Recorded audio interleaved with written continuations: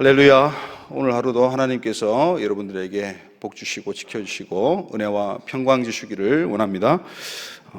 많이 힘드시죠? 요새 이렇게 12월부터 시작돼 가지고 지금까지 또 앞으로 4월, 5월, 6월까지 그렇게 우리 대한민국의 운명이 갈리는 그런 아주 중요한 시간입니다. 이럴 때일수록 우리가 말씀에 집중하고 기도에 집중해야 될 점 있습니다. 이 운요아히, 우시아 왕 요담, 아하스 그리고 히스기야 왕, 이 네 명의 유다 왕의 시대에 50년 동안 이사야가 활동했다고 말씀드렸습니다. 그 50년 동안에 국제적으로 정세적으로 보면 이제 아수르가 주도권을 잡고 패권을 잡은 그런 시기였습니다. 사네립 왕이 예루살렘을 남겨놓고 이제 둘러싸서 진쳤지만 18만 5천 명을 하루아침에 하나님께서 패하게 하시고 돌아가서 그 왕도 죽게 하고 그래서 이 아수르 제국이 완전히 쇠락하게 되죠. 그 다음에 이 아수르 제국 다음에 일어난 제국이 어느 제국입니까? 바벨론 제국입니다. 바벨론 제국. 그러니까 이사야가 살아 생전에는 바벨론이 물론 조그맣게 있었습니다. 아예 없지는 않았어요. 그래서 이 바벨론이 이 아수르가 이렇게 쇠락해 가면서 눈치를 채는 거죠. 이제 아수르의 날이 멀지 않았구나. 그래서 이 메대 사람들과 이렇게 혼인을 하는 정책을 펴니다. 그래서 메대는 그 당시에 컸던 나라고 이 바벨론은 아주 작은 도시국가 정도였어요. 근데 이 바벨론이 메대와 결탁을 하면서 엄청나게 커졌습니다. 그래서 이제 아수르의 옛날 수도인 이름 그대로 아수르 성읍이 있었고요. 또 이제 사네립이 천도에서 이 잘 알고 있는 요나서에 나오는 니느웨, 그 니느웨가 수도였습니다. 그래서 이 아수르 성과 니느웨 성을 갖다가 차례로 이 바벨론의 나보폴라살 왕과 그의 아들, 그 유명한 느부갓네살 왕이 격파를 하기 시작합니다. 그래서 이 쫓겨났던 이제 이 왕과 아수르 왕과 군대들이 서쪽으로 도망하고 또 애굽과 동맹을 맺어가지고 바로 왕 느고가 이제 북상을 하게 되죠. 그래서 아수르와 만나서 바벨론과 함께 싸웠던 그 전투가 세계 전쟁사에서 유명한 이 갈그미스 전투입니다. 이 성경에도 갈그미스 전투가 세세하게 나옵니다. 그래서 그 갈그미스 전투에서 이제 바벨론이 이깁니다. 그래서 나중에는 애굽에까지 내려와서 애굽을 점령하게 되죠. 그래서 이 바벨론이 온 세계를 통치하는 그런 시대가 오는 것이죠. 이 나보폴라살 왕이 626년에 이 바벨론을 점령하고 또 전쟁을 일으키고 계속해서 나라를 그의 아들 유명한 왕 느부갓네살 왕을 통해서 또 많은 업적을 쌓고 세계를 잠식합니다. 그래서 539년 페르시아의 이 키루스 2세, 우리가 아는 고레스 왕, 그 고레스 왕이 등장하면서 그 고레스 왕이 그 천하의 바벨론을 패하게 만드는 그런 일들을 우리는 역사 속에서 알고 있습니다. 그러니까 자그마치 86년 정도를 바벨론은 약 90년이죠. 90년 정도를 세계 패권을 잡고 있었다고 보면 됩니다. 아무리 바벨론 제국이 날뛰고 강성해도, 아무리 전쟁에 승리하고 많은 나라를 이렇게 자기 손아귀에 두어도 그 연수가 100년도 채 안 된다는 거예요. 물론 아수르 제국은 700년 이상 아주 오랫동안 있었는데요.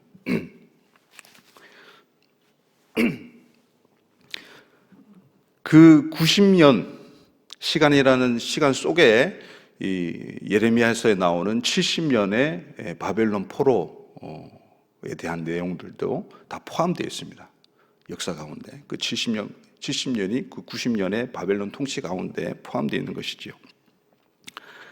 그래서 이 이사야 선지자가 활동했던 이 시기에 이 아수르가 패권을 가지고 있었다고 말씀드렸죠. 그런데 앞으로 임할 세계 정세, 그리고 어떤 나라가 아수르를 치게 되고 또 이 어떤 나라가 바벨론을 치게 해서 정세가 변동되는 것에 대해서 이 이사야가 무려 90년 앞서서 예언을 하게 됩니다. 그것이 바로 이 이사야 13장, 14장의 내용이에요. 이사야 13장, 14장은 이 바벨론에 대한 심판 선고의 말씀이고 또 바벨론 왕에 대한 심판의 말씀이에요. 그리고 이사야 13장부터 24장까지가 이방 나라들에 대한 심판, 두로도 있고요, 또 에돔도 있고 모압도 있고요, 애굽도 있고요, 바벨론 포함해서 이 아수르 포함해서 블레셋도 있고요, 여러 이방 나라들, 이스라엘을 둘러싼 여러 이방 나라들에 대한 심판의 예언이 나오는 것이 바로 이 13장부터 24장까지의 내용입니다. 그렇습니다. 이렇게 하나님께서는 미리 다가올 일들을 하나님의 사람 선지자를 통해서 백성들에게 전하게 하셨어요. 하나님은 전능한 분이신 줄 믿습니다. 그래서 그 전능하신 하나님께서 한 날을 예비하십니다. 심판의 날이죠. 그것을 갖다가 선지서에서는 여호와의 날이라고 이야기합니다. 여호와의 날이라는 이 말씀이 이 선지서에 가득한데요. 특별히 이사야서 그리고 소선지서 중에서 요엘서라든지 또 스바냐서, 아모스서 이런 곳에서 여호와의 날이 많이 등장합니다. 그래서 선지서의 핵심 키워드 가운데 여호와의 날, 하나님께서 정하신 그 악인들을 심판하시고 멸하시는 그 날이 분명히 기록되어 있다는 것입니다. 여호와의 날이 올 수밖에 없는 이유가 무엇일까요? 우리 6절 한번 읽겠습니다. 13장 6절입니다. 시작. 너희는 애국할지어다 여호와의 날이 가까웠으니 전능자에게서 멸망이 임할 것이미로다. 아멘. 여러분, 여호와의 날은 누가 만드셨습니까? 누가 계획하십니까? 누가 정하셨습니까? 하나님이신데 오늘 표현이 어떻습니까? 6절에는 전능자에게서 멸망이 임할 것이다. 하나님은 엘샤다이, 전능자이신 줄 믿으시기 바랍니다. 능치 못할 일이 없으시고 모르는 일이 없으시고 무소부재하시고 과거나 현재나 미래의 모든 일들을 주관하시고 섭리하시는 전능하신 여호와 하나님이신 줄 믿으시기 바랍니다. 그 전능하신 여호와 하나님께서 정하신 날이기 때문에 아무리 인간이 두렵고 무섭고 이 날을 회피하려고 해도 이 날은 올 수밖에 없습니다. 전능하신 하나님께서 정하신 날은 반드시 옵니다. 우리 개인의 개인적인 종말이 있고 국가의 종말이 있을 수 있고 또 온 세계에 종말이 있는 법입니다. 그것을 성경에는 기록하고 있어요. 그래서 지혜로운 자들은 그 끝을 알고 깨닫고 그 종말을 준비해야 된다고 성경은 말씀하고 있습니다. 오늘 우리들도 이 종말에 대한 생각을 가지고 여호와의 날이라는 그 키워드를 가지고 하나님 앞에 겸손히 경외하는 날들로 채워나가시기를 예수님의 이름으로 축원드립니다. 7절, 8절 한번 보십시다. 시작. 그러므로 모든 손에 힘이 풀리고 각 사람의 마음이 녹을 것이라. 그들이 놀라며 괴로움과 슬픔에 사로잡혀 해산이 임박한 여자같이 고통하며 서로 보고 놀라며 얼굴이 불꽃 같으리로다. 아멘. 모든 사람의 손이 풀린대요, 여호와의 날에. 뭐 다리도 풀리겠죠. 마음이 눈 녹듯이 녹아내린대요. 서로 보며 놀랍니다. 괴로움과 슬픔에 사로잡혀서 마치 해산이 임박한 여자처럼 고통하면서 애통해하는 날이 바로 여호와의 날입니다. 하늘 법정의 재판장이자 만왕의 왕이신 하나님께서 잔혹하게 분을 쏟아내시는 날, 인내하시고 참으셨던 그 울분을 맹렬히 노하고 토로하시는 날, 그 날이 오는 것입니다. 그 날이 오면 어떻게 됩니까? 사람들만 이렇게 멸망하는 게 아니라 땅이 황폐해집니다. 그리고 그 땅 가운데 악인들, 죄인들을 멸하기 위해서 정하시고 행하시는 날이 여호와의 날입니다. 10절 한번 읽어주실까요? 10절입니다. 시작. 하늘의 별들과 별무리가 그 빛을 내지 아니하며 해가 돋아도 어두우며 달이 그 빛을 비추지 아니할 것이로다. 아멘. 이것은 묵시적인 표현이고 또 실제로 이렇게 이루어질 수 있습니다. 왜냐하면 예수님께서 이 땅에 오셔서 십자가에 매달리실 때도 해가 그 빛을 잃었다고 되어 있어요. 실제적으로. 근데 많은 또 진보적인 학자들은, 자유신학에 물든 학자들은 이것을 그냥 히브리 문학적인 표현으로 이 정도로 크고 두려운 날이다, 이렇게 해석을 하는 경우도 있는데요. 그거는 모르는 일이죠. 모르는 일이 아니라 그거는 다 맞는 이야기가 아니죠. 실제로 달과 해가 빛을 잃을 날이 올 것입니다. 계시록에 그렇게도 되어 있고 또 요엘서라든지 많은 선지서에 이 동일한 말씀들이 있습니다. 실제로 블러드문이라고, 블러드문, 이 달이 정상적인 빛이 아니고 붉게 변하는 현상, 기상학적으로, 천체 물리학적으로 주기적으로 일어나는데요. 그 블러드문 시기가 되면 좀 세계가 격동하고 전쟁이 일어나고 그런 때가 많았어요, 사실. 2024년, 2025년 이 기간도 블러드문이 있는 기간이라고 합니다. 그 나사의 홈페이지에 가면 블러드문이 오는 그 시기에 대해서 이렇게 자료로 올라와 있어요. 여호와의 날이 올 수밖에 없는 이유, 그 이유에 대해서 우리 11절 한번 읽겠습니다. 11절입니다. 시작. 내가 세상의 악과 악인의 죄를 벌하며 교만한 자의 오만을 끊으며 강포한 자의 거만을 낮출 것이며. 하나님께서 여호와의 날을 책정하시고 이렇게 여호와의 날이 인류의 역사 가운데 올 수밖에 없는 이유는 하나님은 공의로우신 분이시기 때문이에요. 그 공의를 실현하고 행동하시기 위해서, 그분의 말씀의 법을 이루시기 위해서, 악인은 심판받는다는 그 말씀을 이루시기 위해서 주님께서는 여호와의 날을 정할 수밖에 없고 그 날은 올 수밖에 없다는 것입니다.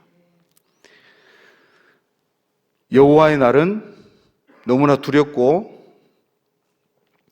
세상을 또 사람들을 심판하는 날이지만은 그 날을 통해서 세상을 하나님께서는 새롭게 회복하고 정화하실 줄 믿습니다. 의인들이 억울하게 죽었던 그것이 다시 상을 받고 인정받고, 악인들은 폐하여지고 벌을 받는 것이 공의로운 하나님의 행동하심입니다. 여러분, 오늘날 이런 바벨론은 어떤 나라일까요? 미국과 중국이 언뜻 떠오릅니다. 여러분, 미중이 패권의 전쟁의 시대가 제2막이 올랐습니다. 트럼프가 이제 집권하면서. 행정명령들 중에서 중국과 관련된 것들도 많습니다. 이제 전쟁을 선포하는 거예요. 총칼로 전쟁하는 시대가 아니라, 물론 총칼로도 지금 무기를 더 충당을 하고 또 대만 오키나와 우리나라 평택기지, 하와이 이런 곳에서 다 이제 기지가 있지 않습니까? 그곳에서 이제 경계태세를 갖추고 전쟁 준비를 하고, 중국도 마찬가지 훈련을 하고 그렇습니다. 소련과 미국의 냉전 시대 이후에 이렇게 미중 패권의 시대가 지금 정세입니다. 그 과정 가운데 우리는 한반도 땅이라는 작은 땅에서, 그러나 중요한 요충지에서 우리가 살고 있어요. 그렇기 때문에 긴장을 늦출 수 없고, 그렇기 때문에 더 기도해야 될 줄 믿습니다. 여러분, 중국은 어떻습니까? 어떤 나라입니까? 중화사상을 천명하고 나섰습니다. 중화사상은 세상의 중심이 중국이라는 거예요. 자기들이라는 거예요. 다 중국으로 통해야 된다. 그리고 세계 최고의 나라가 미국이 아니고 중국이어야 한다. 이 꿈을 가지고 1대1로를 또 천명하고 나선 자가 시진핑 주석입니다. 지금 중국도 난리예요. 원래 시진핑 주석이 되려고 하지 않았어요. 후진타오라는 그 주석이 있었죠, 과거에. 그 후진타오가 원래 그 중국에서는요, 최고 지도자가 그 다음 차기 후임 지도자를 지명하는 그런 전통이 있었어요. 근데 이 시진핑은 그걸 깨버린 거예요. 껴들어와 가지고 거의 강제적으로 뺏은 거예요. 원래는 이 후진타오가 후춘화라고 하는 사람을 지명했습니다. 후춘화라는 사람이 다행히 죽지는 않고 낙마해서 배회하다가 지금은 다시 활발하게 활동을 하고 있고, 해외에도 나가고 있고, 정치적인 행보를 하고 있어요. 그리고 2인자인 그 장성들도 지금 시진핑에 대해서 반기를 들고 있어요. 워낙 압제가 심하니까요. 시진핑을 보십시오. 행적을 보십시오. 십자가를 떼버려요. 교회를 탄압을 엄청나게 했습니다. 교회의 물건들, 재정들을 다 강제로 몰수하고 압수해버려요. 그리고 그 예배당에 시진핑 사진을 걸어놔요. 이게 말이 됩니까? 자기가 마치 진시황이나 된 것처럼 그런 악한 행보를 걷고 있어요, 지금. 이 중국은요, 하나님을 대적하는 나라입니다. 물론 그 가운데도 남은 자가 있고 믿는 자가 있는데요, 하나님을 대적하는 통치자가 있는 나라가 바로 서겠습니까? 하나님의 자리에 오르려고 하고, 내가 무별 위에 앉으리라, 내가 여호와 하나님의 그 자리에 내가 앉으리라 하고 있는 것이 14장에 나오는 그 바벨론 왕의 교만한 마음이에요. 그 속에는 적그리스도적인 그 사탄의 영이 있는 것이죠. 미국은 그래도 하나님을 인정하는 통치자가 있는 나라입니다. 엊그제도 트럼프가 성경에 손을 얹고 맹세를 했어요. 그리고 미국은 이제 제3의 성이 없는 나라, 남자와 여자만 있는 나라다, 당연한 이야기를 했는데 사람들이 기립박수를 해요.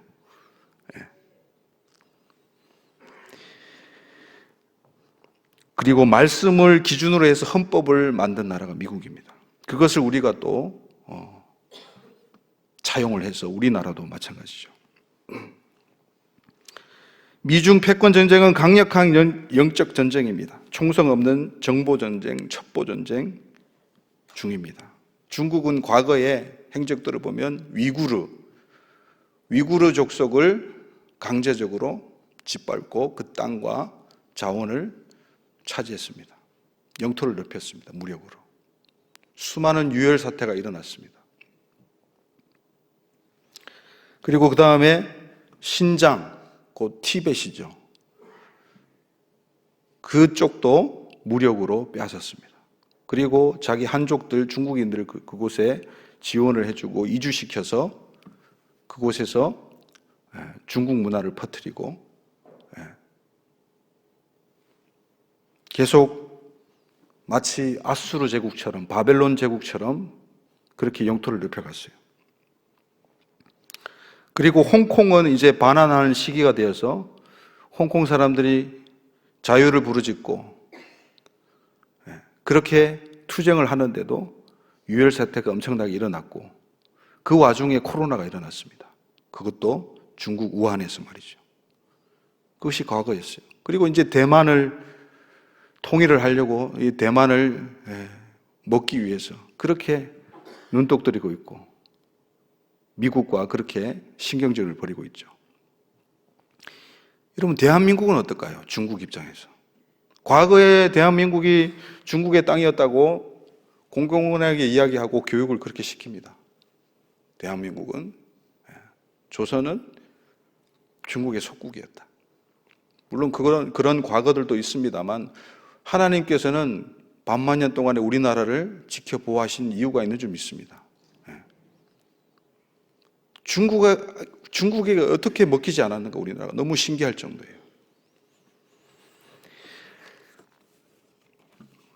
일대일로를 천명하면서 그 대상 국가들에게 여러 가지 포섭을 하면서 돈을 빌려주면서 못 갚으면 다 빼앗으면서 그렇게 잔인한 행보를 지금도 하고 있어요. 근데 놀라운 것은 일대일로에 있는 그 나라들이 부정선거에 지금 노출되고 있다는 거예요. 이런 부정선거가 음모론이 아닙니다. 미국 대통령도 천명하고 있고요. 우리나라 윤 대통령도 부정선거를 국민들에게 알리기 위해서 계엄을 했다고 이야기할 정도예요.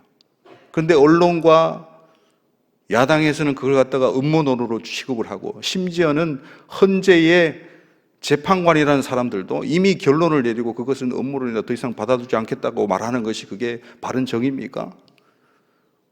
부정선거에 의혹이 있으면 그것을 조사해야 되고 그것을 바르게 재판해야 되는 것이 옳지 않습니까? 우리나라만 지금, 우리나라 언론에서만 부정선거를 음모론으로 취급하고 아니라고 이야기해요. 선관위도 마찬가지죠. 근데 선관위 그 사무처장이 청문회에서 그렇게 이야기를 했습니다. 실토를 했어요. 실수를 했는지 모르겠지만은 이 개표 시스템, 전산 시스템에서 해커들이 침투할 수밖에 없다.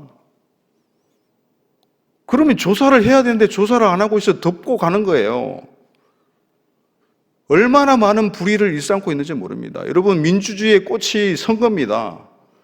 우리 한 사람 한 사람의 소중한 이 투표권이 짓밟히고 있어요. 한국산 개표기가 수출해가지고 1대1로의 나라들의 가운데 퍼져 있는데 그 나라들에서 다 한국산 이 개표기 때문에 부정선거가 일어났다고 대한민국의 명예가 짓밟히고 있어요. 이게 말이나 됩니까? 우리나라 밖에서는 다 알고 있어요.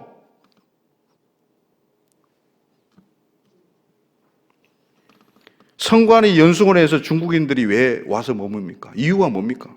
이유에 대해서도 밝히지도 않아요, 제대로. 2020년 총선 때도 부여군에서 개표기가 오작동을 했는지 잘못됐는지 참관인들이 계속 항의를 해가지고 그걸 재검표해서 다시 재부팅을 합니다. 개표기를 껐다가 켜가지고 다시 했는데 여러분, 당선자가 뒤바뀌어요. 그러면 조사를 해야 되지 않습니까? 우리나라에서도 이런 일이 일어났는데. 이 나라 법이 어떻게 됩니까, 지금? 이게 법치주의 나라입니까?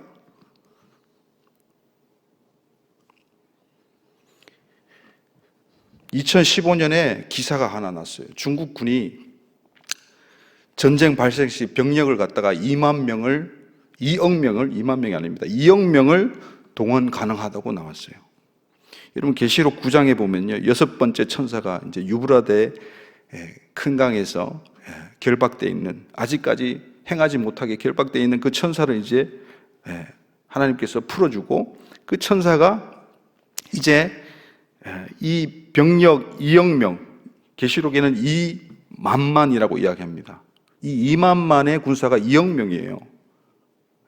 그 군사를 정확하게 이야기하고 있고, 한날 한시 그 정하신 때, 마치 여호와의 날과 같이 그 때를 정해놓고 있어요. 그래서 그 2만만의 군대가 이제 유브라데강을 건너서 예루살렘 쪽으로 이제 서진을 하는 겁니다. 그 이야기가 계시록에 나와요, 여러분. 그것이 중국이 될 가능성이 많아요.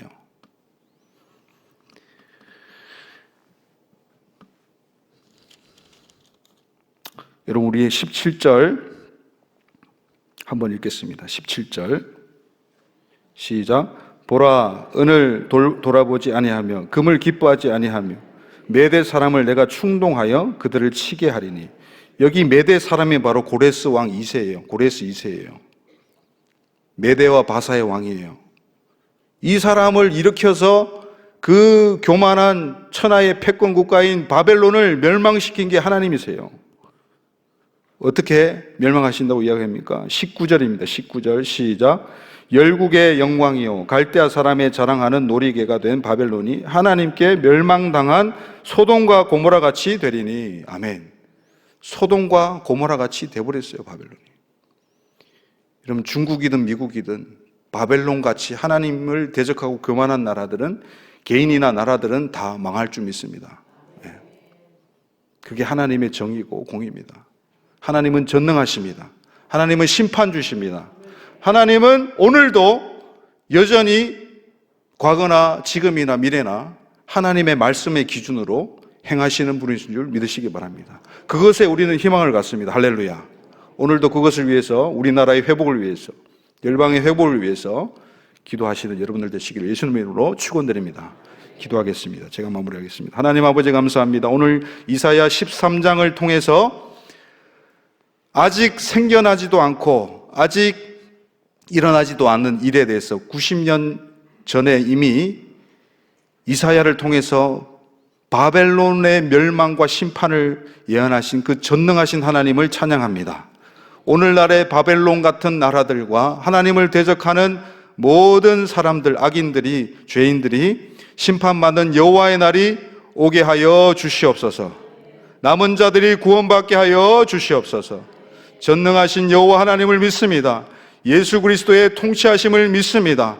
오늘도 우리나라를 다스려 주시고 열방을 다스려 주시고 우리 개인들을 다스려 주시옵소서. 감사하고 예수님의 이름으로 기도드리옵나이다. 아멘. 주여, 주여, 주여.